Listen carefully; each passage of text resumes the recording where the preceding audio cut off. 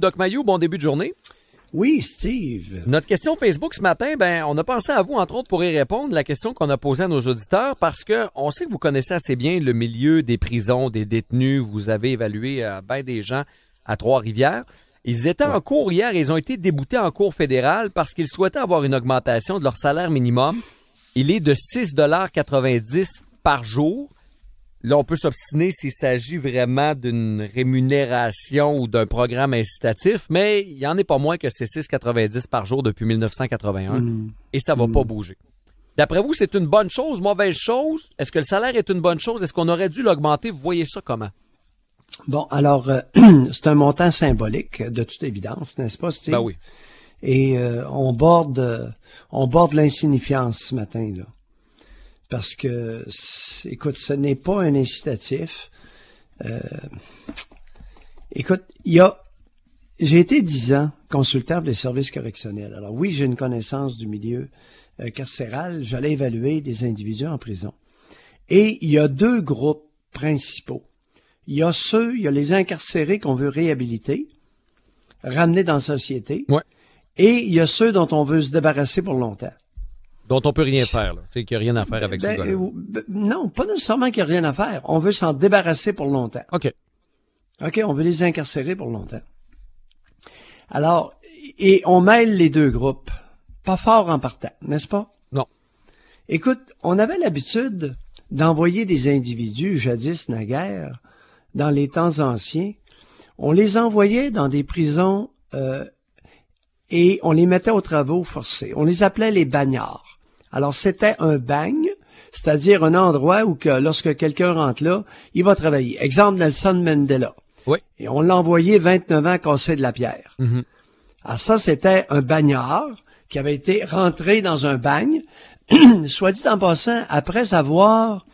il avait été reconnu coupable, lui, d'avoir posé une bombe.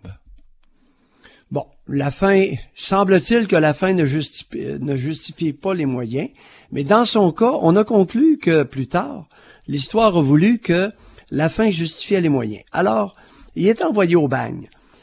Soit dit en passant, en France, jadis naguère, les bagnes ont été abolis en 1953. Savais-tu ça?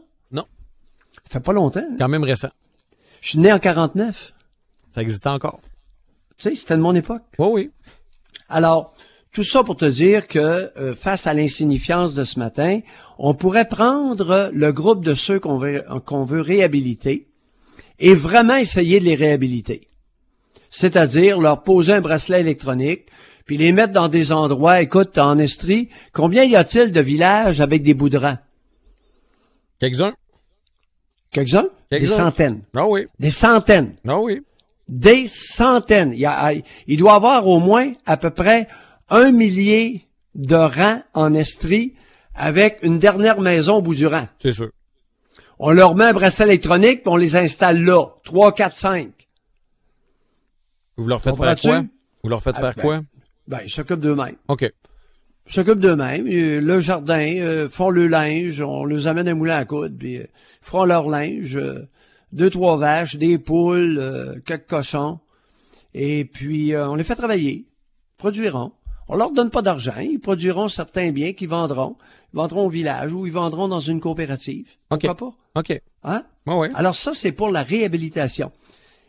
Par contre, ceux dont on veut se débarrasser à long terme, là, sous question, est-ce qu'on en tue quelques-uns là-dedans, peine de mort ou pas? Toujours une question qui est fragile, mais oui, la question se pose. Oui, la question se pose. Ben parce oui. qu'on a aboli la peine de mort. Pour ceux qui ne savent pas, 1976? Ouais. 1976 au Canada? Je suis pas mal certain, je vérifie, là, mais il me semble que c'est 76. Non, je pense c'est après l'affaire Coffin. Non, c'est 59. En tout cas, peine de mort, mais écoute. 76. Je vous donnerais raison. C'est la bonne date? Ah ouais, je vous donnerais raison. Le dernier condamné du Québec exécuté pour un crime commis au Témiscamingue, 14 juillet 76. Ah! On abolit la peine capitale au Canada. C'est Pierre-Éliott Trudeau. Ouf, tombé dessus. Ouais. Bon, toujours est-il. Il me semblait 76, c'était la bonne date. Alors, pour ceux dont on veut se débarrasser pour longtemps, contemplons aussi certains la peine de mort. Puis les autres, écoute, formule bagnard, J'ai aucun problème avec ça.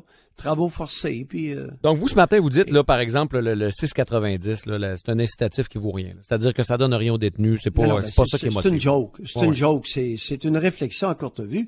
Parce que si on est sérieux dans notre désir de réhabiliter, OK? On a des outils modernes. Entre autres, les bracelets électroniques. Et dépendamment de leur comportement, dépendamment des problématiques, on peut les rapprocher de certains endroits.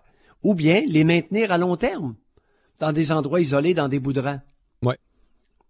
Et puis avec un contrôle, comme je mentionnais hier en ondes, et c'est très facile. Pour ceux qui disent que ça coûte cher, nos gardes de chasse surveillent les orignaux, beaucoup d'orignaux au Québec, auxquels on a posé un bracelet électronique à localisation GPS. Les gardes de chasse se promènent en hélicoptère et savent en tout temps où sont leurs orignaux auxquels ils ont posé un bracelet électronique. Et là, on va venir me faire croire ce matin qu'on peut pas faire la même chose avec des prisonniers. Ouais, un outil moderne. Comprends-tu? Oui, ça pourrait faire une différence. Ce matin, vous allez parler du problème d'attachement. Un peu d'imagination. Ouais. Et non pas se cantonner dans des niaiseries insignifiantes. Oui. Oui. Donc, ce matin, avez-vous un problème d'attachement, incapable d'être en amour, de vous abandonner, difficile pour vous de vous attacher à un de vos enfants, difficile d'entretenir des relations d'amitié? Le sujet est assez large, vous allez toucher pas mal de monde. Ben, il se pourrait qu'il y ait un bon pourcentage d'adultes qui ont une difficulté à créer des liens. Maintenant, pourquoi? Ça vient d'où? Très bon point, mais ça... Pourquoi y a-t-il tant d'adultes qui ont une difficulté à créer des liens avec amis, conjoints, enfants? Ça va être une bonne question. On vous écoute à 9h30 ce matin, Doc. Okay. Merci beaucoup. Bye, à demain. Bye bye.